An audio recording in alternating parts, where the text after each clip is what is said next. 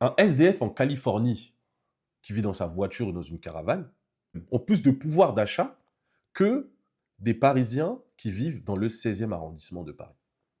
Et qu'est-ce que vous imaginez que ces gens-là, avec toutes ces frustrations, qu'on est en train de leur montrer une Afrique vierge, une Afrique neuve, là où vous pouvez venir, où c'est libre, il y a votre streamer qui peut se faire masser par 15 femmes en même temps, etc.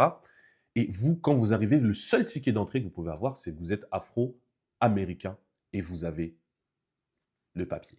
Aujourd'hui, on a des Afro-Américains, quand on leur montre une jeune femme, par exemple, dans un village, je ne sais pas moi, au Kenya, qui peut être donnée en mariage pour quelques vaches.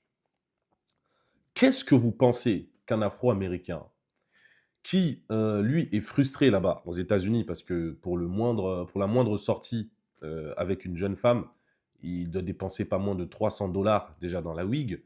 Il doit payer des restaurants à je ne sais pas combien, etc. Au fur et à mesure, même pour avoir des relations intimes, tout est devenu payant, tout est devenu trop cher.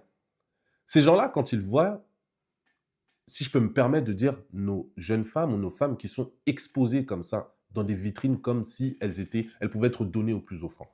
Qu'est-ce que vous imaginez que des gens qui ont subi toutes ces frustrations, qui subissent ces frustrations continuellement, de jour en jour, peuvent se dire?